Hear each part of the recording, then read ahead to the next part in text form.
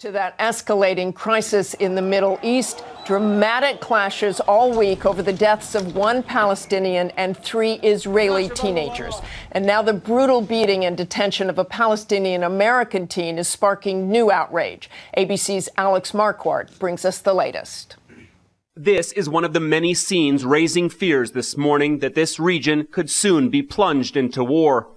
An Israeli policeman pinning down a young teen while another repeatedly kicks and pummels the boy.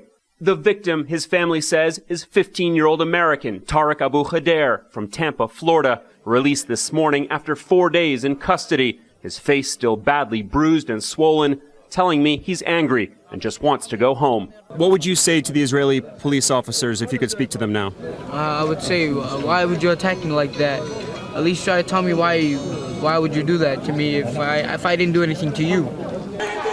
It was Tariq's cousin, 16-year-old Mohammed Abu Khader, who was abducted and burned alive on Wednesday. There have been violent clashes every day since, clashes the police tell ABC News that Tariq participated in, which he denies. These undercover soldiers came out from nowhere and attacked him and beat him. Today, suspects were arrested for Mohammed's murder, Israeli media reported, believed to be Israeli extremists looking to avenge the recent murders of 3 Jewish teens, which has infuriated and saddened Israel, on full display at their funeral. I think many people feel, what if it was my own child? What if it was my own son? What if it was my own daughter? The tension only growing as Israel continues to carry out airstrikes on the Gaza Strip. Israel accuses the Palestinian militant group Hamas of being behind the abductions and for failing to stop the rocket fire. Israeli Prime Minister Benjamin Netanyahu said this morning they will do whatever they can to restore calm, but so far efforts to broker a ceasefire have failed as public anger on both sides grows louder. Martha? Our thanks to Alex. We're joined now by the Israeli ambassador to the U.S., Ron Dermer. Mr. Ambassador, first of all, profound condolences on the loss of the 3 Jewish teenagers whose bodies were discovered this week. But you heard Alex mention in the report the tape that clearly appears to involve excessive force.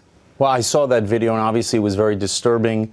Excessive force is not something that we accept in Israel, and there's an investigation by our Justice Ministry to look into exactly what happened. It's important to understand, from what I understand about this particular incident, this boy was one of 6 boys who had attacked the police with petrol bombs, with Molotov cocktails. Our police are under extreme threat in the Jerusalem area. They're facing mobsters and rioters. It doesn't mean that excessive force is acceptable. It's never acceptable. And you would agree that looks like excessive force? Yeah, it looks that way, but I can't rush to judgment. This young American's cousin was also killed. The autopsy showed he was burned alive. I know some arrests have been made. Does this appear to be a revenge killing? Well, the suspicions are in that direction. And it's important to understand our Prime Minister, right when this happened, condemned it, said that he would use all means available to bring the perpetrators to justice. We will find and prosecute to the full extent of the law anyone who perpetrated this action. A murder is a murder is a murder, whether it's a Jew or an Arab. And what happens next? We have Benjamin Netanyahu saying Hamas will pay. You've already started airstrikes. What's the next step here? Well, first of all, the responsibility of the government of Israel, led by Prime Minister Netanyahu, is to bring quiet and security to the citizens of the South. We have about 1 million citizens in Israel who are facing rocket fire every single day. We've about 150 rockets that have been fired from the time of those kidnappings 3 weeks ago. So this is just going to be back and forth? It's not It's not a back and forth. It's not a cycle of violence. What we have is a terror organization in Gaza that has fired thousands of rockets at Israel's cities and that are firing rockets at us today. No government around the world, no country around the world would tolerate the firing of rockets at their cities. Israel is surgically striking at the terrorists in order to keep Palestinian civilians out of harm's way. I want to move to Iraq.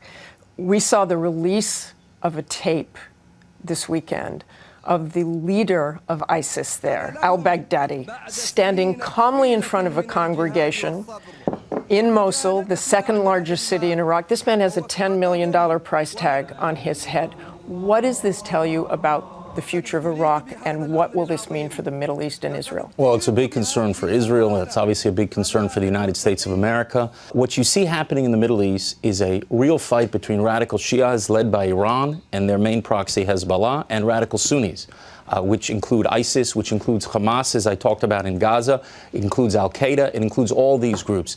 And it's a religious conflict right now where both sides want to be the king of an Islamic hill. Do you see an all-out war?